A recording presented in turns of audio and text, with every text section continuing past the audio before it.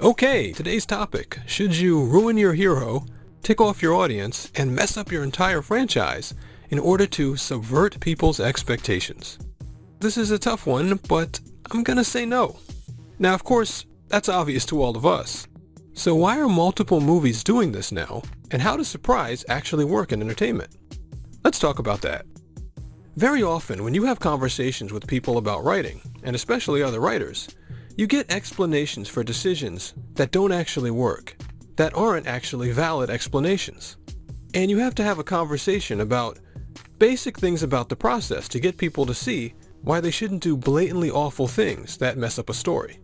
Normally, this only happens with people who are new to writing, but here it's coming from people who have a lot of experience. So while in most cases, writers do this because they just don't know any better, I think there's other things at work here. The claim is that they wanted to surprise people, but that's not true. If you've been watching this channel over the last few weeks, we've been talking about the odd psychological situation that's gripped the movie business over the last couple years. Specifically, that film companies and fans can come to exist in a type of dual reality, where, contrary to what the viewers want, they're numb to the pleasure of making a great movie, and only get excitement out of other things like pushing their political agendas.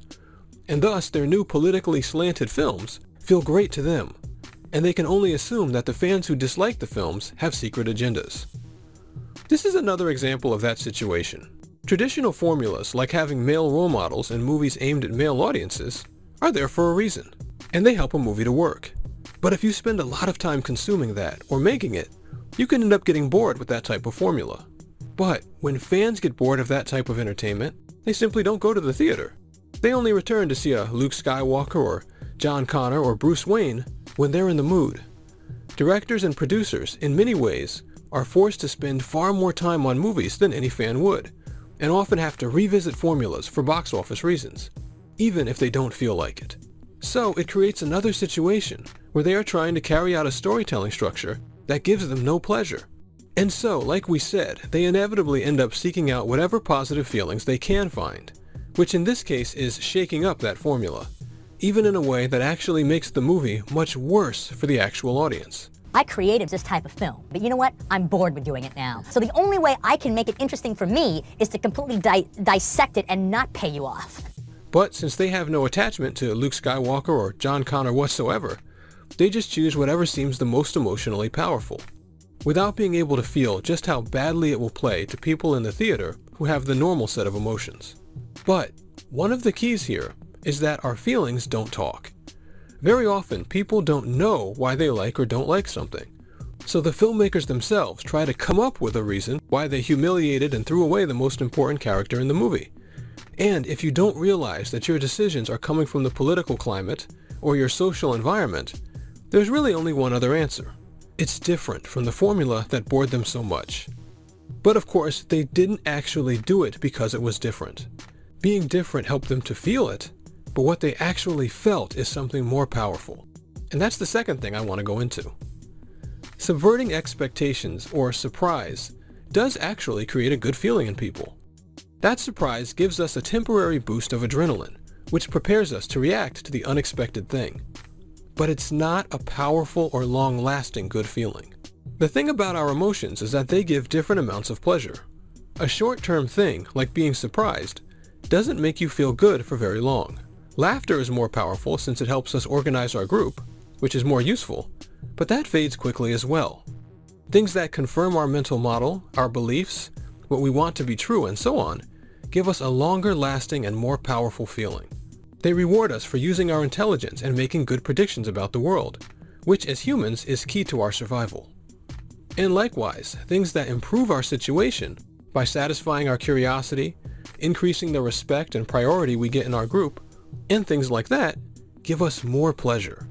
And in fact, when we're not physically participating in something, it's the most pleasure we can get. It has to be, because if being surprised felt just as good as those things, then we'd walk around surprising each other all day, instead of pursuing those more rare, difficult, and important things. And humanity wouldn't have survived. So, subverting people's expectations, while it may produce a small good feeling in the audience, does not work if in the process of doing it, you go against the things that are key to people's beliefs about the world, or their status in the world, like feeling the world is a good place, the people they care about are safe, that they are in control of their lives, that they're respected, and so on. And murdering or humiliating the lead character in a movie, to whom we attach all those emotions, does go against all those things, including, on top of everything else, making the audience feel disrespected and that the filmmaker themselves is a bad person who is attacking the actors and story that they care about. People are always processing what they think about the filmmakers when they watch a movie, just as they process the story itself and their own situation. So, these ideas that subvert expectations, while they do indeed do that, are actually really bad decisions. But this same notion also shows why the filmmakers do it themselves. Like we said, it's not about being surprising. Have you actually ever sat at a table and watched 6 customers with this fucking donkey's dick swinging in front of their face? That is it. You know, it's a talking point. It's a wow factor. That's a wow factor. Yeah. And you can't actually be surprised by your own creative decision anyway, unless you're schizophrenic or something. But in reality, pushing that better world, where they believe they're fighting a political evil in a male-dominated establishment, gives them those more powerful feelings about improving their status, confirming that they have power, and so on. So those more powerful feelings are controlling their own decisions, and they're not doing things to simply surprise people. It just so happens that what gives them that feeling is the exact opposite of what would give it to their viewers. But overall, I think this helps to show how we need to understand the basic ways that our minds work in order to make good movies or art, and know why it sometimes fails. If we only understand it halfway, we can fall victim to false arguments like, "That's life, bro," or "It subverts your expectations," and make bad decisions that lower the quality of our movies, or in the case of box office, cost us a lot of money. I hope you liked this video. If so, please give it a thumbs up, and I'll talk to you later.